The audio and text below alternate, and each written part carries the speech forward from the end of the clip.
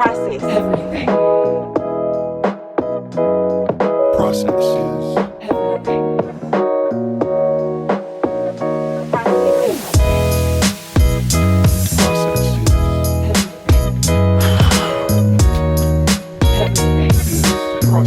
Everything. Process is everything. Well, folks, thank you again for joining us. This is Process is Everything. My name is Tracy Good, and this...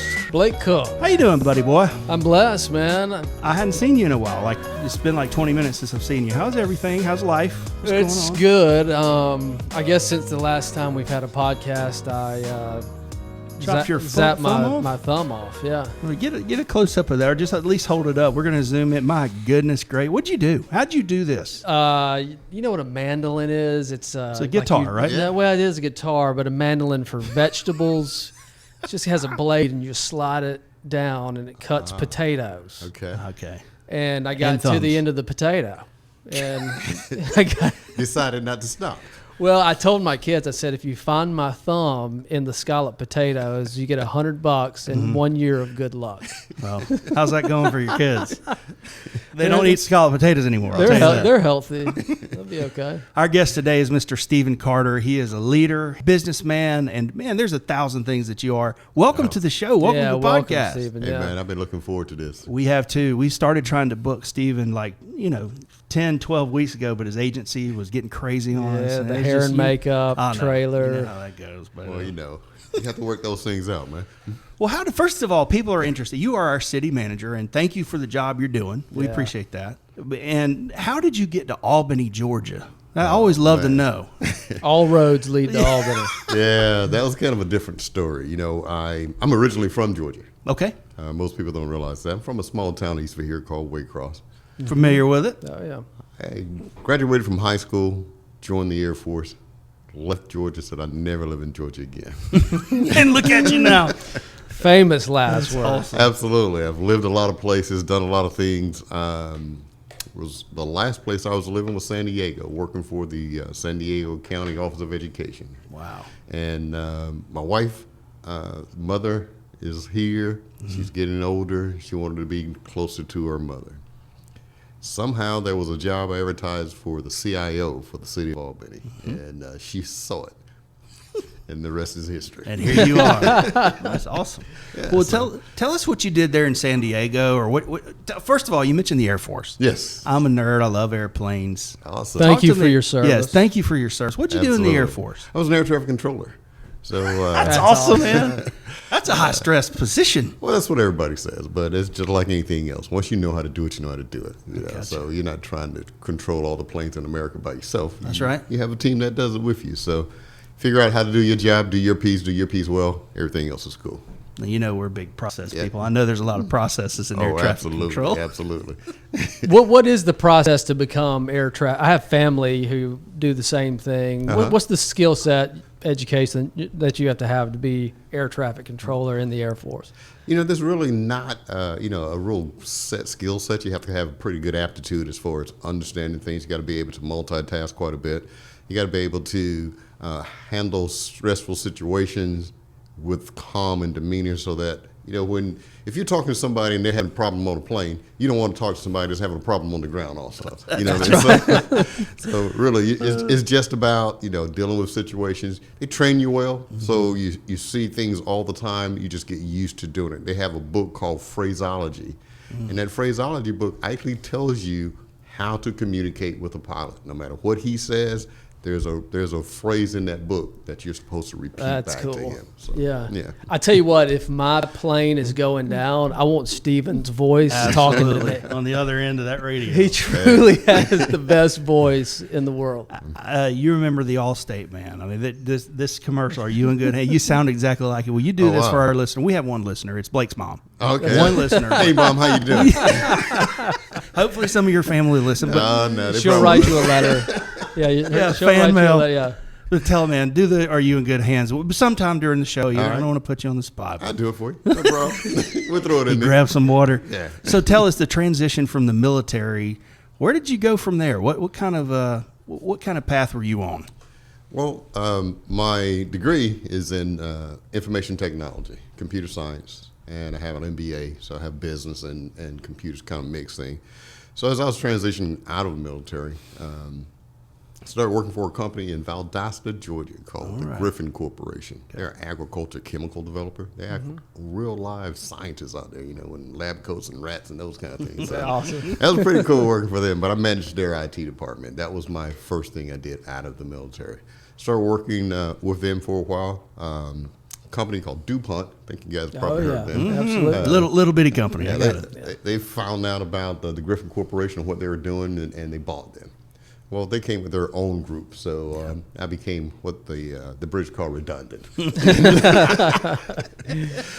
From there, I started working with the city of Valdosta, Georgia. I started their first IT department and worked with them for quite a while. Moved to Yuma, Arizona. Really? Worked for the city of Yuma, Arizona. Managed their IT department for a while. Then moved to San Diego, working for the San Diego County Office of Education. From there to Albany, Georgia as their CIO, then as the assistant city manager, and now the city manager. Oh, man, we're glad you're here. Now, somewhere in there, I've heard, rumor has it, Yeah. that you were a referee at the college level basketball. I refereed for about 25 years, high school and college basketball. That is Most of the awesome. people around here that have seen me before I actually moved here, knew me because I refereed basketball around here. How about that? So yes, a lot of who I am is developed through me refereeing basketball. My decision-making process, understanding that you make a decision. There's going to be a lot of people that's happy about it. There's going to be a lot of people that's mad about it. But you still have to make that decision. And no matter what decision you make, no matter how good that decision is, you can't sit around and pat yourself on the back because you made a great decision. 30 seconds later, you got to make a new decision. That's right. Conversely, if you think you made a bad decision, I made a bad call, I think that's the baddest call I've ever made. Well, I can't stand around and kick myself because 30 seconds later, I got to make another call. That's right. Yep. So it helps me process things, deal with it quickly, and move on to the next thing. Did you have a lot of hecklers? For basketball? Yeah, Oh, I know you God, did, yes. but is there any specific heckle that you remember? I know you try to block it all out, but is there one heckle that just stands out among the rest?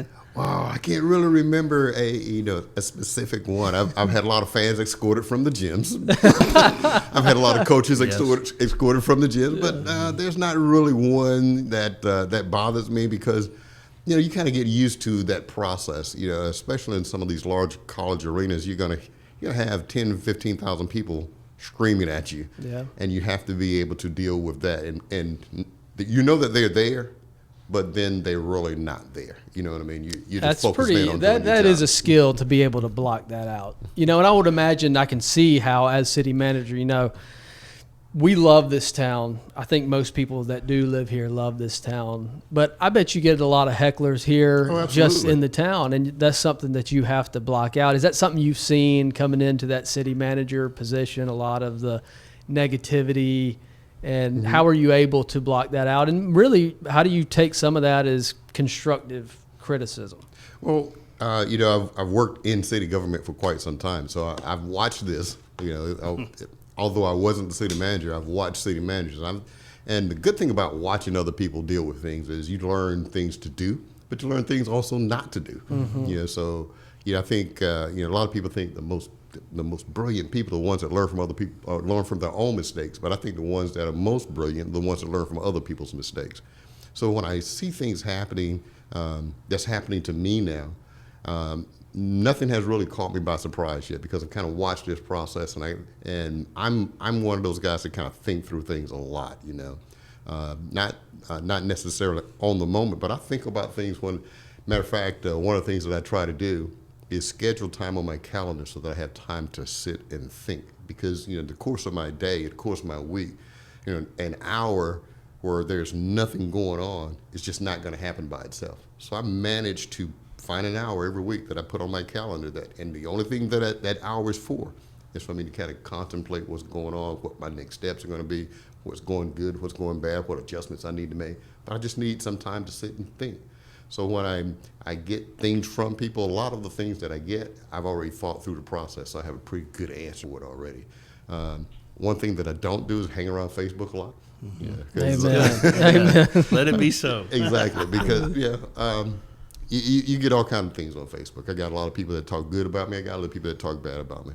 But I don't judge who I am in the process that I do based on those things that happen on Facebook. I interface with all kind of people, you guys and other people all the time. And really what I try to do is measure what I'm doing based on how the people that I lead respond and how those people that I interact with respond. That's awesome. I mean, you have so much, we've had a lot of great conversations over the last several months. And, I feel like you have a lot of wisdom. I'm curious to know, where did you get, are there a handful of people that really kind of poured into you growing up? Where did you get this wisdom from? Was it from reading books? Or are you just this smart naturally? I like to say I'm just a smart guy, you know what I mean? Hey, but really, I've had a lot of people that have helped me throughout my career, helped me throughout my life, to give me some good advice, kind of put me back on the right track when I was doing some crazy things.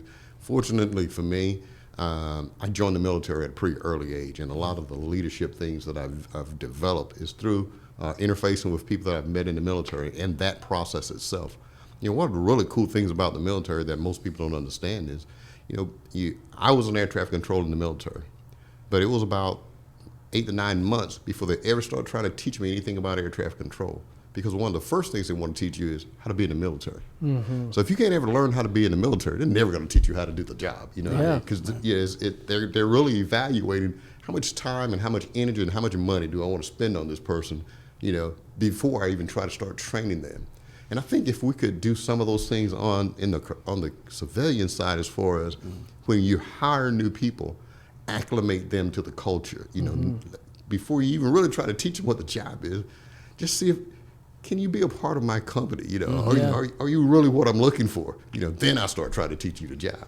So that helped out quite a bit. I've met a lot of great people in my military career, even after the military. One of the persons that I really credit a lot to is a young man, or his name is John Ellington. He lives in San Bernardino, California right now. But the thing about John Ellington was he was the one that put me on the road to get a degree in information technology. Kind of really wasn't into computers for a long time, but he kind of introduced it to me and found out that was something that I liked. And that really was one of the catalysts in my career, because I've spent most of my adult life in information technology. So I kind of credit that guy as one of the ones who really kind of put me on the right path and introduced something new to me that I really embraced, and it was really great for me. That's awesome. That is awesome. I think the great songwriter and the performer Sade wrote a song about this guy called Smooth Operator. No, I'm serious. Now, I've seen I like that lady. Well, and it was a great song, but it actually it does kind of speak to the way I've seen you operate. You've got, again, all sorts of voices out there saying things. But I remember you telling your staff one time, I was able to hear him talking to his staff one time, and he said, Don't bring the problems until you figured out some solutions, right? Absolutely. So talk to me about your process. I mean, learning the leadership that you have to pass that on to make great leaders under you. A poor leader just leads people. A great leader makes leaders. Right. And I think you subscribe to that. Oh, absolutely. One of the things that I talk to my guys about all the time is, I don't care what you think your position is on the bus, all right? I'm expecting you to be a leader. The analogy that I give them is, I don't care where you're on the bus, even if you think you're on the very last seat of the bus. If from your perspective the bus is about to run into the ditch, it is your responsibility to stand up and say, "Hey guys, this bus is about to run into the ditch." Because if you sit back there and didn't let the bus run into the ditch, and didn't say, "Hey man, you know what? I knew all along we're about to run into the ditch. What good do that do with me now?" I need you to speak up before we run into the ditch. Not everybody can talk about it after you run into the ditch. That's right. Hey, Yeah. I need you, and I don't care where you think you sit on the bus. If you see the bus about to run into the ditch, it is your responsibility to stand up and say, "Hey, you know what, guys? We're about to run into the ditch here." I love that. So you got this bus analogy. We'll stay there for a second. The bus in Albany is going somewhere. Right. In your brain, in your vision for what's going on in Albany, where is the bus headed? What's the future look like? Hey, the future in Albany is really bright. And the problem is that people don't have the vision yet. There's somebody has to see a vision and then explain it to everybody else and get them on board with the vision, put the vision in their head so they can carry that vision. Because a lot of the things that I'm trying to do here in Albany, I want it to outlive me. I'm not going to be in Albany always, you know what I mean? And once I'm gone and I'm doing something else, and that next thing, that next city manager and that next group of leaders come in, I want to make it easy for them to deal with. There's a lot of things that I deal with, even with people, with my board, with just the way we do things. It's not necessarily so that I'm successful. It's so that the guy following me is going to be successful. What I want to really try to make sure I leave is an organization that's well prepared. Matter of fact, they're going to be so well prepared that whoever the next leader is, they show up and they want to start, trying to teach them how they're going to do it. They can say, oh, wait. We already got a process. Look at this first before you try to change anything. I want that strong of leaders behind me. That's what I'm trying to build in Albany. And I'm also trying to change the way people see Albany, the way they talk about Albany. I have this mantra that if anybody that work with me, they've heard this before: protect the brand. And protect the brand mean, hey, the city of Albany, that logo that we wear on our chest, it means something. It is valuable. And we're going to do everything we can to make it valuable, not just to us, but everybody that's around us. We're going to wear it well. We're going to demonstrate what leaders are. We're going to take care of our people. We're going to do all those things. We're still going to do the job, but there's a lot of other things that's wrapped around doing that job that make just wearing that logo something special. And I want everybody in Albany to understand, protect the brand. Wherever you are, you're in Atlanta, you hear somebody talking about Albany, you should have something good to say about Albany to counteract that. That's what I'm talking about. I love that so much. I mean, people don't realize, it sounds cliche, but people don't realize, these trolls on the internet and on Facebook and everywhere else, they don't realize how powerful their words are. Oh, yeah. And just by throwing out so much negativity, they're trying to push the bus in the wrong direction, right? Yeah. Instead of focusing on what is positive now and how can we make positive impacts. That's why I think you are a great leader right now for where we are in Albany. I think it's a fantastic vision. On that same note, yes, if Stephen Carter for 10 minutes had the ability, the control, the people on the team, everybody to make it happen and to make the changes that you're wanting to do, what would you do? And you've kind of started talking about it. I mean, those are big things, right? Absolutely. What would you do if you had that autonomy to make it happen? One of the things that I want to make sure I do more than anything else is have good influence. And, I'm trying to do that with that group that we call the City of Albany employee base, because I'm really trying to build strong leaders in them. Matter of fact, when I do my introductions to our new employees, what I try to get them to understand is if there's a young man or young woman that we hired today, and their only job today is to mow the lawn on the side of the road, if they have visions of being a city manager, it is my responsibility to do everything I can to get them off the side of the road and into my office to be the city manager. And if they're willing to work for it, I'll do everything I can to move them along the path, and so that they're positioned to do that. But now, what I really want to happen is that type of influence that I'm trying to have on that group of people. They go out into our communities and have that kind of influence on other people. And then those people go out into the community and have that kind of influence on other people. So we kind of grow this thing to the point where everybody in Albany is proud to be in Albany. Everybody in Albany is working toward doing something great in Albany. Everybody in Albany feels good about being in Albany, because sometimes I think we're our own worst enemy, simply because I think a lot of people feel like they're stuck. They don't have anywhere to go. They don't have a vision of what the new future can be. So it's my responsibility from where I stand. I have a platform, so I want to make sure I talk to people about what they can do, how they can improve their own lives. The city of Albany, the government itself, that's not the vehicle to fix you and the things that's happening in your life. However, we can make it a lot easier for you if you just buy into some of the things that we're trying to do. So I'm trying to spread that message. So if I had 10 minutes that I could, what I would like to have is a way to influence all the people in Albany who don't think there's any value or any future in Albany. I love that. Do you think it would change? Does that kind of thinking, the servant leadership type of thinking is what I think about when I hear what you're saying. Do you think that kind of thinking could change the world if everybody would be selfless with their decision making? How does it not affect me, but how does it affect the future? What do you think would happen? Well, if everyone had somebody else in mind when they did things, I think a lot of things would change. you know, but I'm a realist also. That's right. And one of the things that I talk to people about also is, you know, because they have things in their mind that they want to do about themselves, or they think they're being treated unfairly. Mm-hmm.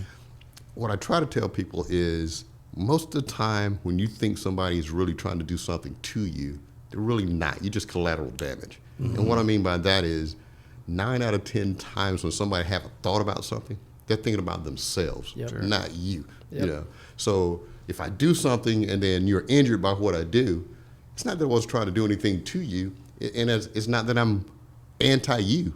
I'm just pro-me, you know what I mean? So I'm trying to fix me first, you know. I'm trying to get my little bit first, and if I just happen to, you know, move you out of the way in the process, it wasn't that I was thinking about moving you out of the way. It's just I was thinking about, how do I get what I get? Mm-hmm. So I'm a realist and understand that nobody thinks about you as much as you. I don't care what they say. Okay, how much they say they love you. Yeah. Okay, you know, yep. There's nobody that thinks about you as much as you.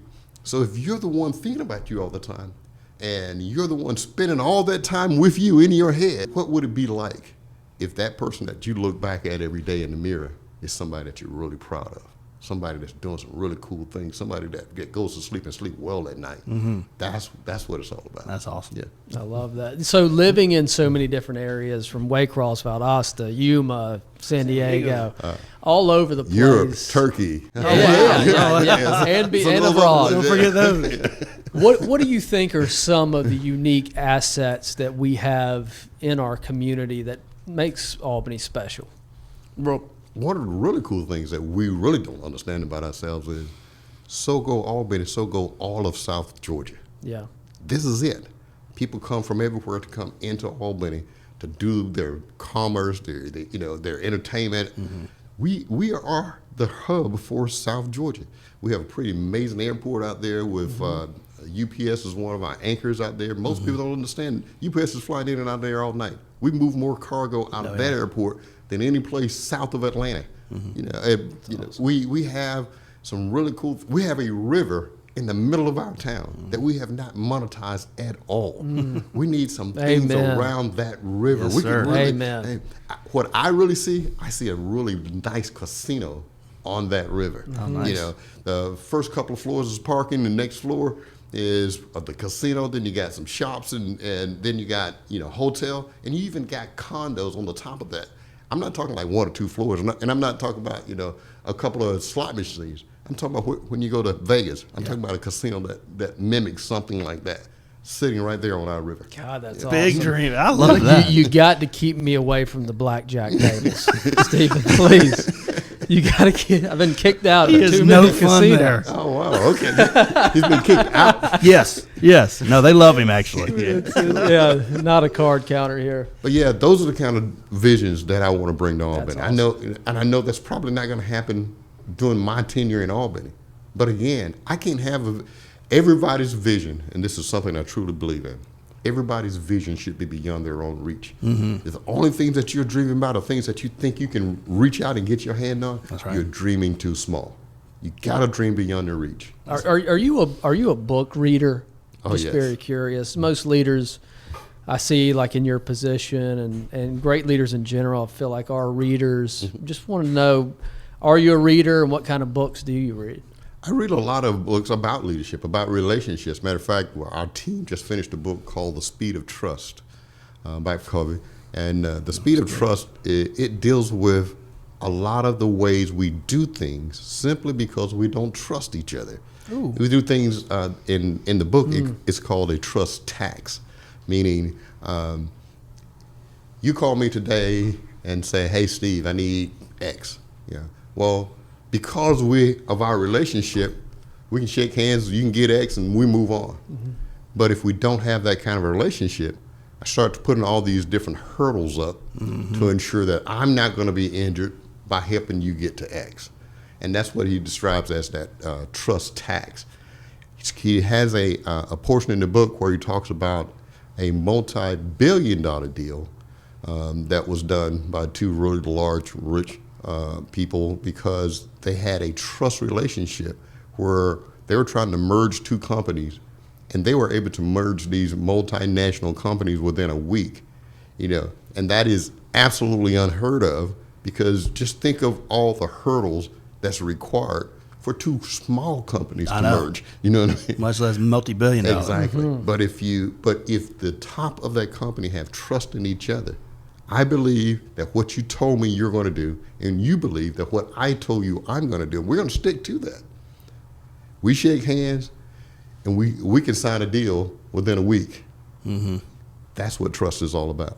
Making sure that it takes time to build these trust relationships.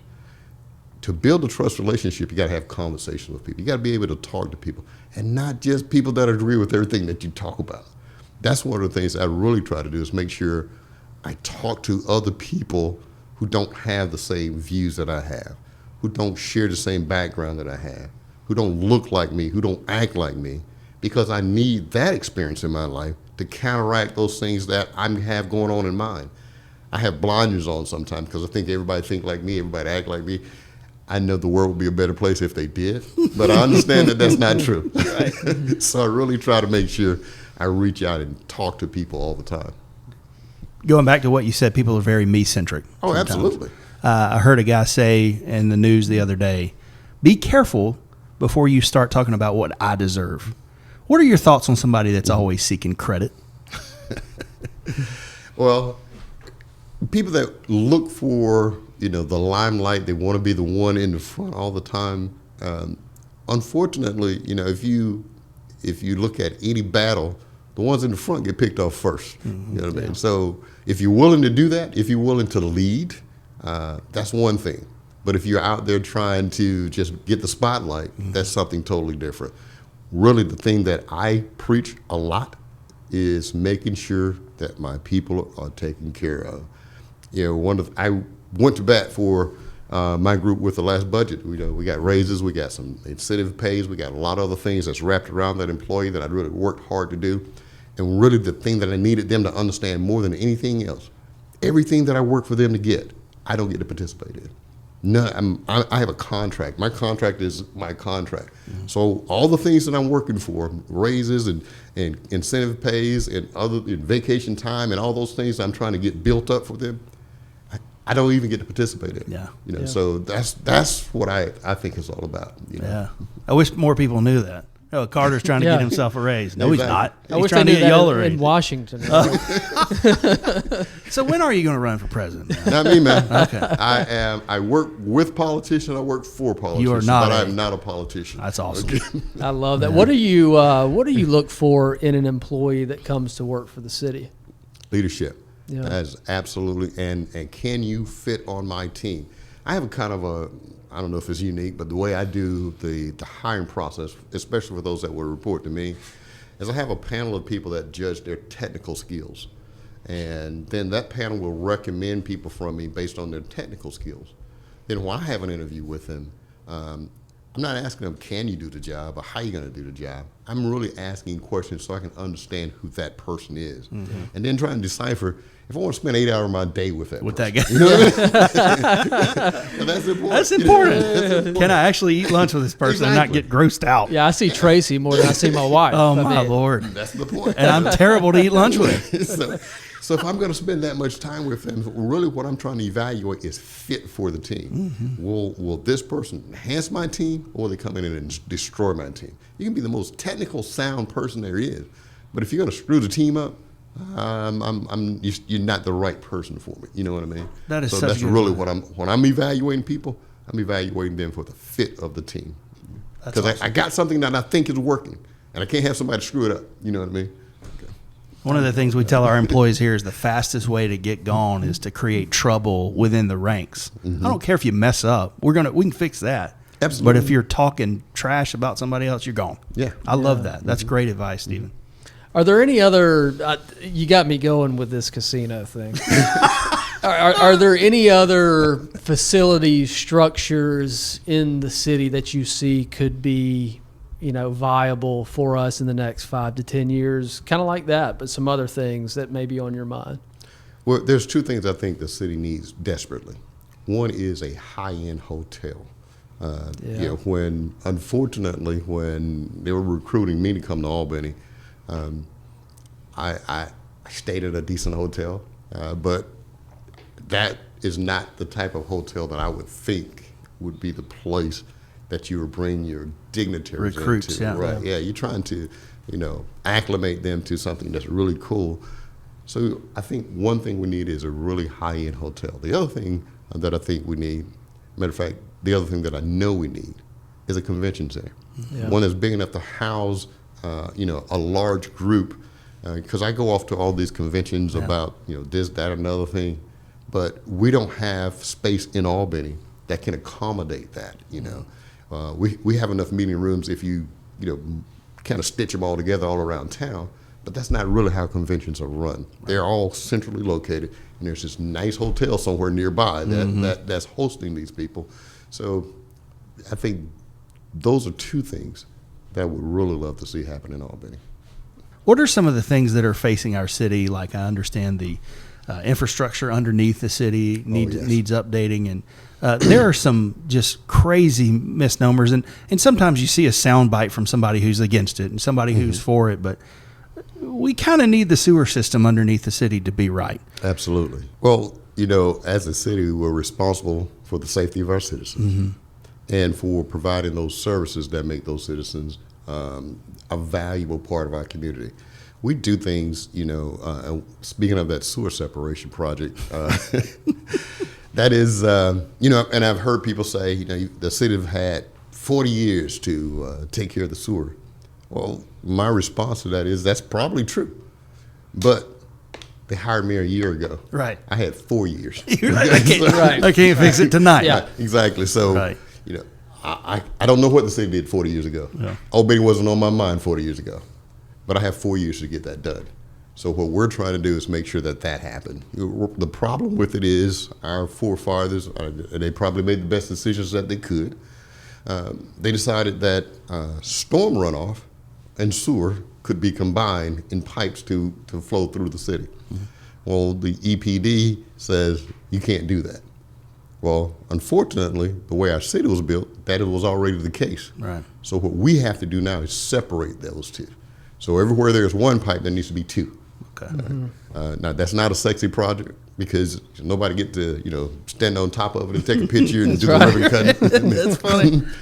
But understand this, that sewer project is just as important as public safety. Oh, yeah. Yeah. I tell you why.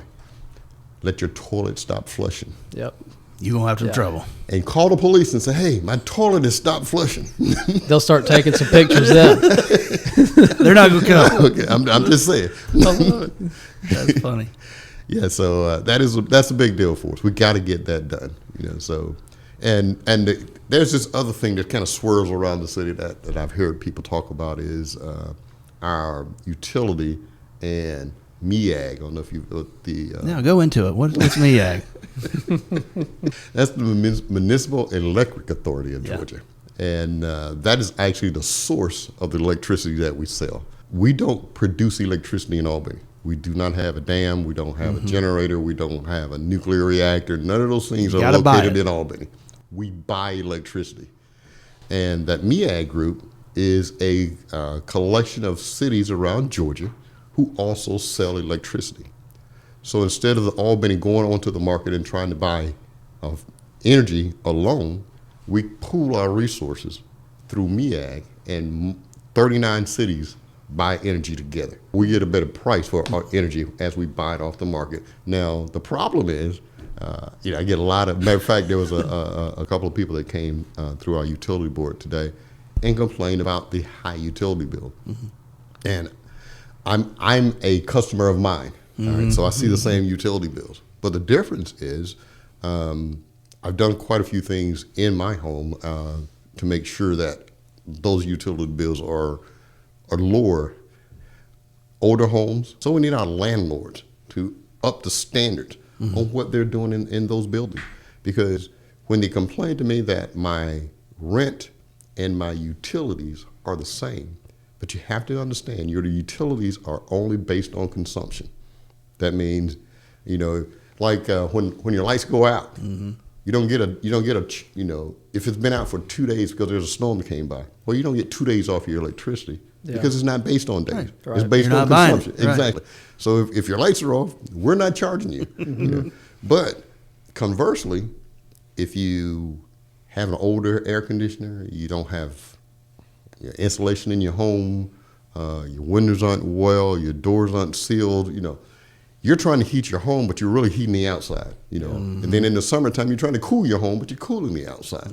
So we have a lot of that, and trying to get people to understand what that process is. That's a difficult thing sometimes. So you're telling me you're not sitting in your office setting the prices for the water, gas, and light? You're telling me that's not what happened? No, not He's quite. got an abacus in there. I need a little bit more money. Let me move. Yeah. I got to Ain't the way say, it works. I'm glad it's you tackling these problems. Oh my gosh. So I'm curious. You have a lot of people you work with in the city, probably several, that work closely with you on a day-to-day basis. Oh, absolutely. I'm curious to know, what are 2 things that people don't know about Stephen Carter, even that close-knit group? What are a couple of things that people don't know about you? They don't know about me. They're going to know now. One thing is that I really like to have fun. We have a job to do, and we're going to do it well. But I try to do a lot of things to make the job fun to be at, We're doing some things where we're right now we're trying to build this process where we have different departments form teams, and we're going to have different events for those teams to compete on. And then at the end, we'll do like a corporate cup or something. Oh, yeah. But we're Awesome. gonna That's play cool. basketball. We're gonna play softball. We're bowl. We're golf. But all those teams kind of compete against each other to kind of see for some bragging rights. Oh, yeah. So that is really something that I like. I like to see people come together and have a good time. Now the other thing that I don't know if they don't know this about me, but I try to make sure that that my staff and everybody around me is aware of this, is that. We really try to put something together for the whole person, not just that slice of that person that comes between 8 and 5. Because I realize that if the rest of your life ain't in pretty good working order, then that 8 to 5 ain't gonna work well for you. So That's gonna cause problems. So we try to put some things together to help support the whole guy, and not just the slice of him that shows up between 8 and 5. Yeah. There's so many good things and resources out there. For so long, those things have been overlooked in leadership, like financial literacy or, Oh, absolutely. Relationships and building. Like you said, if these things are falling apart at home, you take it to work and vice versa. Right. And I think that is a sign of a good leader. What would you tell 22-year-old Stephen Carter if you could go back and say, Stephen, wake up? Don't do half the things that you did. I don't believe that. Well, no, Don't man. do it's- half the hey, but the cool thing about that is it took all of the crazy things that I did to get me to the point where I am now. Because Absolutely. any one of those things, it could really change the whole trajectory of my life. You know what I mean? Oh, yeah. So yeah, I was I didn't do a lot of things right. I did some things right, and as I got older, I did more and more things right. So it was a learning experience. And fortunately, I was in the Air Force. I literally grew up and became a man in the Air Force. I joined the Air Force when I was 17 years old. So I literally learned how to be an adult in the military, yeah. and that was a valuable experience for me. It gave me some structure. It gave me some discipline. It gave me an opportunity to be on my own. So there were some things that was really valuable there. But made a lot of mistakes.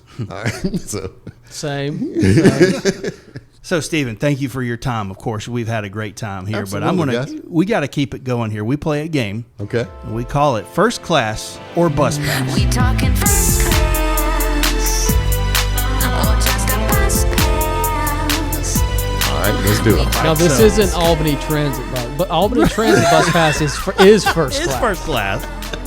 Good answer. thing. Good answer. So Blake's going to call something out and give you the opportunity to say, if you love it, it's first class. If you didn't like it, it's kind of a bus pass. So All right. here we Just go. a quick explanation why. All right. Let's do it. Atomic fireballs. Oh man, you know that's first class. Great story. Hey, I was going to ask this. How many licks does it take to get to the center of a commission meeting? 15 fireballs. I know. I'll cut that. What about Zoom? You're gonna get me in trouble, man. I'm kidding. I'm not We'll get throwing it you out. under the bus. What about Zoom meetings? Oh, that is bus class. Bus pass? I've Zoom meetings were fine when we needed them, and it served its purpose. Oh, yeah. But there's something about interaction.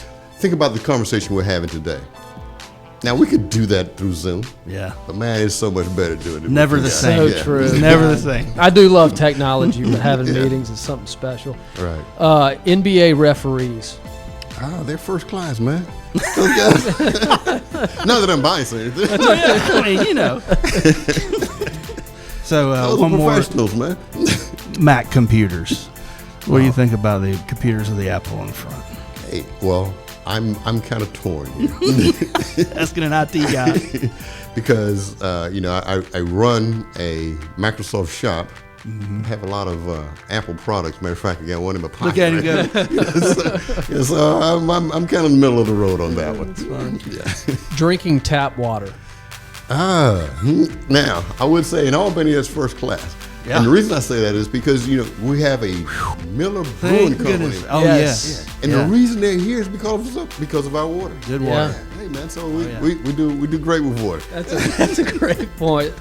Chevrolets.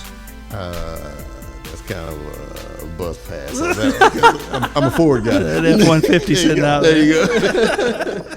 Hey, listen, we've had a blast today. Absolutely, man. Hey, before you go, I need you to do me a favor. Can you say you're in good hands with due process? Putting him on the spot, man. Really close to the microphone. Yeah, I'm gonna need some royalties from this. one. I got Absolutely. you. I got you. 7 cents per play. You get a Harvest Moon gift certificate. There you go. Will I get some food this Okay, time? please. I have to tell this story. We brought this. The city manager came in to see us at lunch. Said at this table, as a matter of Absolutely. fact. He gave us a specific order. I think it was like no wrap. I don't want a wrap. Right. What was it? Had a wrap on it. Like a veggie It's wrap. a veggie Yeah. wrap, the Good worst job. kind, man. So he had onion rings for lunch that day. Yeah. Like, man, we got to go to But I lunch came again. back. We did, and we got to go to lunch. And I'll give you one more than One more wrap. One more. I do have to hear you're in All right, good well, hands yeah, one with more due time. process. All right, guys, you're in good hands with due process. Yeah. Oh, man.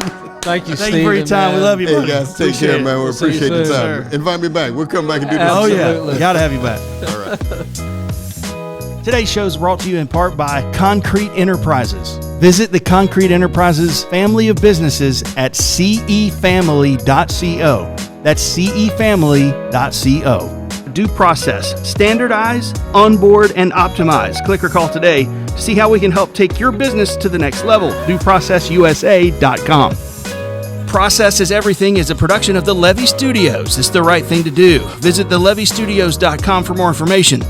Subscribe to Process is Everything wherever you find your favorite podcasts. Process is everything. You're in good hands with due process.